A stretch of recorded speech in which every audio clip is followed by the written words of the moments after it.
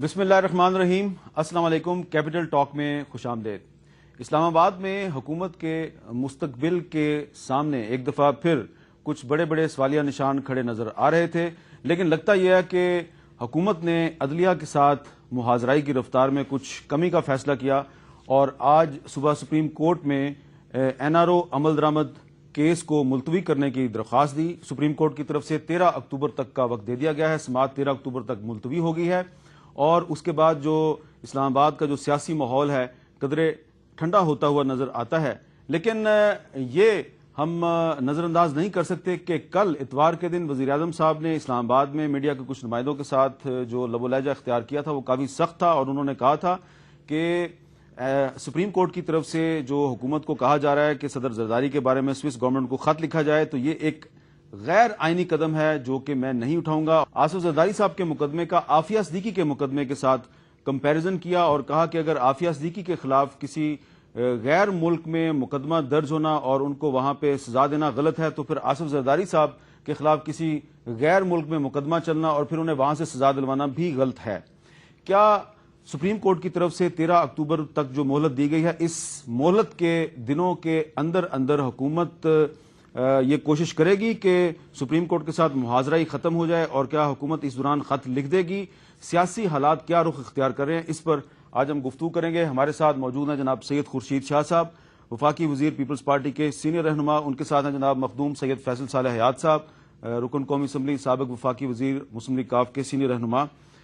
شاہ صاحب، سب سے پہلے تو یہ بتائیں کہ اب 13 اکتوبر تک کا وقت مل گیا حکومت کو، کیا یہ جو 13 اکتوبر تک وقت ملا ہے یہ صرف آپ نے کچھ دن وقت بائے کیا ہے، اس کے بعد دوبارہ سیاسی محاذرائی شروع ہو جائے گی؟ آپ خط لکھیں گے یا نہیں لکھیں گے؟ دیکھیں حامد، مسئلہ یہ ہے کہ ہم پہلے دن سے یہ بات کہتے آتے ہیں کہ ہماری اداروں کے ساتھ کوئی محاذرہ نہیں، اور نہیں ہم چاہتے ہیں۔ یہ ادارے ہمارے ادارے ہیں اور ان اداروں کے لیے ہم نے جو اسٹرگل کی ہے وہ آپ کے سامنے ہے۔ انہی راستوں پہ لڑائیاں کر کر کے ایک ڈکٹیٹر کے سامنے ہم نے ان کی مدد کی۔ جہاں تک 13 تاریخ تک ہے، یہ قانون ہے، آئین ہے، آئین کے دائرے میں رہ کے نہ آئین سے ہم بالاتر ہے نہ آئین سے کوئی اور بالاتر ہے۔ میں جو سمجھتا ہوں آئین سے بالاتر پارلیمنٹ بھی نہیں ہے، کیونکہ پارلیمنٹ بھی تب اس سے زیادہ ہو جاتی ہے جب 2/3 میجارٹی سے اپنے اس پرانے کسی لا کو چینج کرے، تب وہ بالاتر ہوتی ہے 2/3 میجارٹی کے ساتھ۔ ادروائز سمپل میجارٹی سے بھی کانسٹیٹیوشن میں کوئی امینڈمنٹ وہ نہیں کر سکتی۔ سیکنڈ کہ پارلیمنٹ جو ہے وہ صرف نیشنل اسمبلی سینٹ کا نام نہیں ہے، پارلیمنٹ نام ہے پریزیڈنٹ، سینٹ اور نیشنل اسمبلی۔ تو یہ تین جب چیزیں ملتی ہیں تب پارلیمنٹ بنتی ہے، اور سپریم کورٹ جو ہے وہ ایک عدلیہ ہے، ایک سپریم ادارہ ہے جو انٹرپریٹیشن تو کر سکتا ہے، اور آئین میں جو کبھی کوئی نیا ایشو آئے، اور کبھی کبھی آئین میں جب جیسے 18ویں ترمیم ہماری ہے اس میں اگر کوئی ایسا ایشو آ جاتا ہے، اس میں سپریم کورٹ کوئی اپنی انٹرپریٹیشن کرتی ہے، وہ تو ابھی آئی ہے تو وہ کر سکتی ہے کہ یہ ایسا نہ ہو۔ ایک ایسا لا ہے جو 1973 سے چلتا آ رہا ہے، اور کتنی مرتبہ اس ملک میں سپریم کورٹ میں بہت الگ الگ بیگم نصرت بھٹو یا ظفر علی شاہ بہت سے ایسے کیسز گئے ہیں جس میں ڈسکشنز ہوتی رہی ہیں، تو اس میں کبھی بھی کوئی چیز پہلے نہیں آئی۔ اور ابھی اس وقت اگر نیا کوئی ایشو اٹھا کے لے کے آتا ہے تو ایک وہ الگ بات ہے۔ جیسے ابھی آپ نے خود کہا، اپنے جو اوپننگ ریمارکس ہے اس میں آپ نے کہا، عافیہ صدیقی کا ایک ریفرنس دیا، تو وہ تو بات یقیناً ہر بات یہ سمجھتا ہے کہ یہ پاکستان ہے، اور اس ملک کا جو پریزیڈنٹ ہے وہ زرداری کا نام نہیں ہے کہ آصف علی زرداری کوئی بڑی حیثیت ہے، نہیں، ان کی کوئی، اب پریزیڈنٹ آف پاکستان خود پارلیمنٹ ہے۔ اب ایک پارلیمنٹ کو اٹھا کے، یا سپریم کمانڈر آف آرمی ہے تو ان کو اٹھا کے آپ ایک ماجسٹریٹ کے حوالے کر دو، میں نہیں سمجھتا یہ کچھ زیب دیتا ہے۔ یہ ایک پولیٹیکل ایک لوگوں نے اٹھائی۔ اب میں اس کے ساتھ ایک بات مجھے یاد آتی ہے، آپ سے وہ بھی کہتا چلوں کہ میاں صاحب نے آپ سے خود، آپ کو یاد ہوگا، میں سمجھتا ہوں یاد ہونا چاہیے، آپ نے ایک مرتبہ یہ بات ہوئی تھی کافی عرصہ پہلے، آپ کے سامنے خود کہا تھا کہ جی 248 پہ زرداری اپنے پریزیڈنٹ کو امیونٹی حاصل ہے، انہوں نے انٹرویو دیا، یہ بھی کہا تھا کہ یہ جتنے کیسز ہم نے بنائے جس پہ این آر او کا لفظ آ رہا ہے، جس کے لیے کہا جا رہا ہے کہ ان کیسز کو آپ سوئس عدالت میں بھیجیں، میاں صاحب نے خود کہا ہے کہ یہ جھوٹے کیسز تھے، وہ بنوائے گئے تھے مجھ سے۔ اب جب وہ خود کہتے ہیں جھوٹے کیسز تھے تو ہونا تو یہ چاہیے تو ان کی انویسٹیگیشن ہو کہ بھئی یہ جھوٹے کیسز کیوں بنائے۔ چلیں وہ کیس تو خیر فیصل صالح حیات صاحب بھی بنے تھے.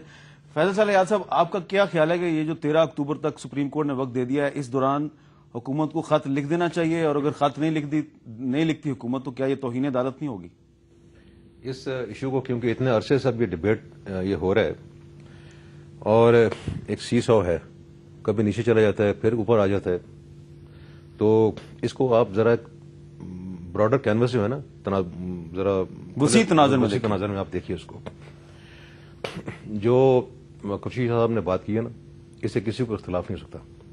پریزیڈنٹ پارلیمنٹ کا حصہ ہیں اور اداروں کو اپنی اپنی حدود میں رہنا چاہیے, کسی کو یہاں پہ اس پہ کوئی اختلاف نہیں ہے. لیکن ساتھ ہی ساتھ میں کسی اور کی بات نہیں کروں گا یہاں پہ, کیونکہ وقت تھوڑا آپ کا, تو میں مختصر اس میں بات کروں گا کہ آپ نے پرائم منسٹر کے حوالے سے بات کی جو کل انہوں نے بات کہی. پرائم منسٹر صاحب نے ایک مرتبہ نہیں کئی مرتبہ یہ بات کہی ہے, اسمبلی کے اندر بھی اور اسمبلی کے باہر بھی, اسی ادارے جس کا نام سپریم کورٹ آف پاکستان ہے, کہ ہم سپریم کورٹ کے ہر فیصلے کو, ہر حکم کو من ون, میں کوٹ کرتا ہوں, من ون in letter and in spirit مانیں گے بھی اور اس پہ عمل درآمد بھی کریں گے. انہوں نے جب یہ بات اسٹیٹمنٹ دی نا, کئی دفعہ اسٹیٹمنٹ دے چکے ہیں, آپ کو خود معلوم اس حوالے سے, انہوں نے اس میں کسی کوئی کوالیفیکیشن نہیں لگائی کسی میں کہ صدر صاحب کے بارے میں آئے گا تو ہماری یہ پالیسی ہوگی, یا کسی اور ادارے کے بارے میں آئے گا ہماری یہ پالیسی. انہوں نے کہا کہ جی سپریم کورٹ کے ہر فیصلے کو ہم من تسلیم کریں گے. یہ بڑے کیٹیگوریکل بات ہے. اب ایک طرف وہ یہ بات کئی دفعہ کہہ چکے ہیں, اور دوسری طرف سپریم کورٹ کا ایک واضح حکم ہے کہ یہ آپ خط لکھیں جی. اب یہ میں اس بحث میں نہیں پڑھوں گا کہ جی وہ کیس جو بنے ہیں, جیسا شاہ صاحب نے کہا کہ ٹھیک تھے غلط ہے, اگر کیس غلط بھی ہیں بالفرض, تو غلط کیسوں کو بھی نپٹانے کا ایک طریقہ کار ہمارے یہاں ہے. 2.5 سال سے حکومت ان کی ہے, کیا 2.5 سال میں ان کیسوں کو نپٹایا گیا کس طریقے سے؟ بالفرض ہم یہ محفوظہ معلوم, مجھے خود علم ہے کہ بہت سارے کیس جو بنائے گئے وہ غلط ہے, لیکن ان کیسوں کو کوشمنٹ کے لیے موو کیا گیا, یا ان کیسوں کے حوالے سے کوئی جو ایک قانون ہے نا, قانونی کارروائی ہے. کیس اگر غلط بھی بنے ہیں کسی قانونی کارروائی کے تحت بنے ہوں گے, کچھ نہ کچھ تو انہوں نے وہ فائل کے پیٹ کو بھرا ہوگا نا, اس کو ختم کرنے کے حوالے سے کسی کیس کو ختم کرتے ہیں, اس کی طریقہ کار بھی آپ کے سامنے. 2-2.5 سال میں کیس ختم ہی کئی ہوئے ہیں, کوئی عمل درآمد نہیں ہو سکا. اب جب یہ تضادات سامنے آپ کے آتے ہیں, اور پھر اس سے بڑھ کر کیونکہ ملک میں عمومی جو صورتحال ہے وہ آپ خود جانتے ہیں, آپ نے بات بھی کی, اشارہ بھی کیا ہے کہ جی وہ بے چینی ہے, کنفیوژن ہے, کیوس ہے. جب پرائم منسٹر پاکستان خود ایسے بیانات دے رہے ہیں کہ جی اگر سسٹم جائے گا تو ہم اکیلے نہیں سب جائیں گے, جب وہ خود کہہ رہے ہیں کہ جی کانسپیرسیاں ہو رہی ہیں, پرائم منسٹر جب خود ہی کنفیوژن کو مزید ہوا دے رہے ہیں, بالفرض اگر ہم مان بھی لیں کہ جی کوئی کنسپیرسی ہو رہی ہے یا کوئی ایسی بات ہو رہی ہے, تو اگر آپ اس کو ایکسیپٹ کر رہے ہیں تو اس کا مطلب ہے کہ آپ خود اس میں انوالوڈ ہیں, آپ خود اس کا ایک حصہ بننے جا رہے ہیں, یا ون وے اور دی ادر آپ کسی نہ کسی طریقے سے اس کے ساتھ آپ منسلک ہیں. پرائم منسٹر کسی بھی ملک میں پرائم منسٹر کبھی یہ بیان نہیں دیتے کہ جی ہماری حکومت کمزور ہے, یا کانسپیرسیاں ہو رہی ہیں, یا اداروں میں تصادم ہو رہا ہے, یا اگر کانسپیرسیاں ہو رہی ہیں بالفرض. میں نے یہ سوال بھی کیا تھا ان سے اسمبلی میں, مجھے جواب اس کا نہیں ملا. تو الیکٹڈ گورنمنٹ ہے نا جن کی, جمہوری حکومت ہے, جمہوری سسٹم ہے, تو میں پوری قوم چاہے گی کہ پرائم منسٹر صاحب بتائیں کہ جی کون کانسپیرسی کر رہا ہے. ٹھیک ہے, اگر ادارے کر رہے ہیں کانسپیرسی, ان اداروں کا نام بتائیں. آپ کیوں چھپ کے بیٹھتے ہیں, آپ صرف یہ کہہ دیتے ہیں کہ جی ادارے یا کچھ کانسپیرسی ہو رہی ہیں, پھر یعنی اس بات سے اور کنفیوژن پیدا ہوتی ہے, اور اسپیکولیشن ہوتی ہے, اور زیادہ کیوس پیدا ہوتا ہے. اور ملک کا پہلے ہی آپ حال جانتے ہیں, ایک اسٹینڈ اسٹل کی صورتحال میں آ گیا ہے. اس سے تو مکمل جمود ہے آج ہمارے ملک میں, کوئی آگے بڑھنے کو یہاں تیار نہیں ہے. اچھا اگر آپ اجازت دیں, آپ کے دوست ہیں خواجہ آصف صاحب, ان سے ذرا بات کر لیں. مسلم لیگ نون کے سینئر رہنما. السلام علیکم خواجہ صاحب. وعلیکم السلام صاحب. خواجہ صاحب, فیصل صالح حیات صاحب یہ کہہ رہے ہیں کہ وزیر اعظم صاحب کئی مرتبہ قومی اسمبلی میں اور ویسے بھی دیگر مقامات پہ کہہ چکے ہیں کہ سپریم کورٹ کے فیصلوں کو منون تسلیم کیا جائے گا. آپ یہ بتائیے کہ اب حکومت کو 13 اکتوبر تک کی مہلت مل گئی ہے. اگر حکومت نے 13 اکتوبر تک سوئس اتھارٹیز کو خط نہیں لکھا تو پھر آپ کے خیال میں کیا ہوگا؟ دیکھیں, میرا خیال ہے کہ اس کے بعد جو ہے وہ کانسٹیٹیوشنل ضرور کرائسس پیدا ہوگی جی. اور یہ ابھی تک جو انہوں نے عمل درآمد نہیں کیا, اور پچھلے 3-4-5 مہینے سے ایک جو ہے وہ انسرٹنٹی کی فضا جو ہے وہ جاری ہے. تو اس میں حکومت کا قصور ہے. یہ کسی کو بلیم کرنا فلاں کانسپریسی کر رہا ہے فلاں کانسپریسی کر رہا ہے. They should put their house in order. پہلے اپنا گھر درست کریں. کوئی کانسپریسی نہیں کر رہا. مجھے بتائیں کہ جب یہ سیاسی طور پہ 4-5 بے نام و نشان چہرے جو ہیں وہ اگر اقتدار میں لوگ جو ہے اپنے ارد گرد اکٹھے کر لیں جن کی پولیٹیکل سسٹم میں زیرو سٹیک ہو ایک، اور اس کے بعد جو ہے 80-90 بندوں کی جو ہے وہ کابینہ بنا لیں 2، اور اس کے بعد جو ہے گورننس جو ان کا ایک بنیادی جو ہے فرض ہے حکومت کا وہ گورننس نہ دے سکیں اور کرپشن کی داستانیں چلیں. اگر وزیر اعظم صاحب نے کہا جی کہ ایسے لوگ جو ہے مشہور کرتے ہیں، چلو 100 ہوں گی سچ ہوں گی تو 50 سچ ہوں گی. تو میرا خیال ہے کہ یہ ان کا طرز حکومت جو ہے اس کی وجہ سے یہ ساری فضا پیدا ہوئی ہے.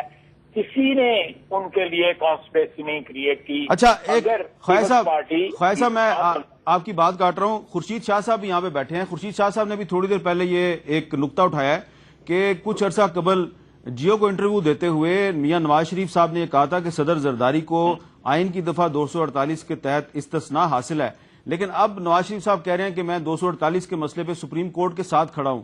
تو ان کا نقطہ یہ ہے کہ پی ایم ایل این جو ہے وہ بار بار سیاسی حالات کو دیکھ کے اپنا نقطہ نظر کیوں تبدیل کرتی ہے؟